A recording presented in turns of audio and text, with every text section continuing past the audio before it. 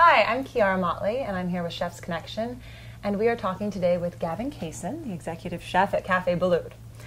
So, Gavin. Yes. We're really here to talk about spoons today. Wonderful, that's good. You've hit my interest. Yes, you have an infamous collection of spoons. Yeah. So, tell us about that. Yeah, it's funny, you know, I mean, when I started to collect them, I guess it was never really a collection. It was more just a way for me to, I guess, remember where I was eating, and if I found inspiration in where I was eating, I would take a spoon. And it actually started more when I was in the kitchens, you know, and I would be working in the kitchen and you'd see a chef plating with a spoon and it was just, it had a great bowl or whatever, and so I would take it. Did you mark it? Some of them are marked, some aren't. So there's some that I definitely have no idea where they're from, while others I do know where they are from.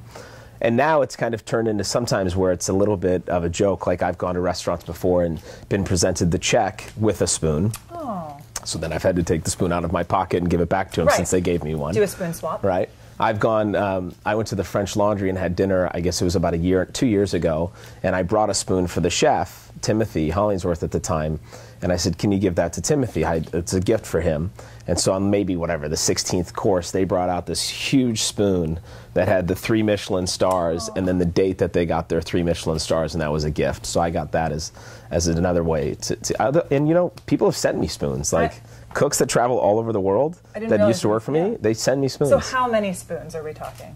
I probably have like 500 to 700.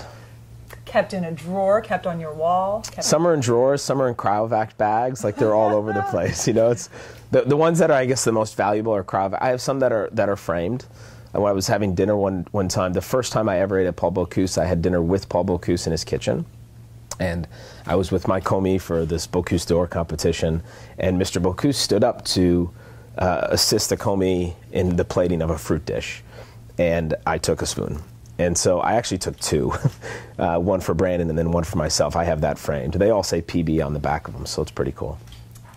And I have to ask, Eric Ripert, you have a story about Eric Ripert and a spoon. Yeah.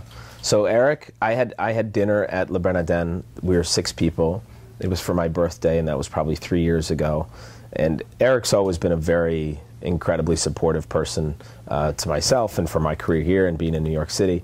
And so we went there for dinner, and I took a spoon, and then he had nominated me for this Rising Star Chef in America award through the Ripert magazine. And part of my duties of being nominated, I had to then cook a dinner in his honor for 60 people. At the end of the dinner, I was asked to speak, so I stood up and spoke, and I had talked a lot about how Eric had influenced my cooking and how I remember being a 20-year-old cook living in Europe and just taking the train throughout Europe and reading all about his cookbooks and his career and everything, and just thinking to myself, I'd really like to meet this guy, enjoy his philosophy and his thought process with fish and food and life in general.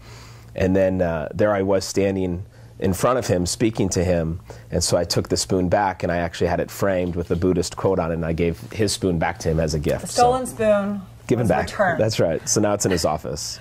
Are chefs generally of a playful nature like that? I mean, is the kitchen sort of a place of a lot of pranks or jokes? Or? Yeah, I think kitchens in general are.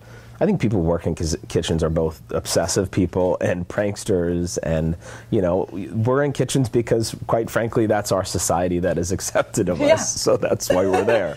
You know, people accept who we are in that kitchen, and if you kind of bring those antics outside of the kitchen, people look at you like, "What is wrong with you?" Eccentrics together. Yeah, you can't do that. Yeah, but you can. But you can in a kitchen. In the kitchen.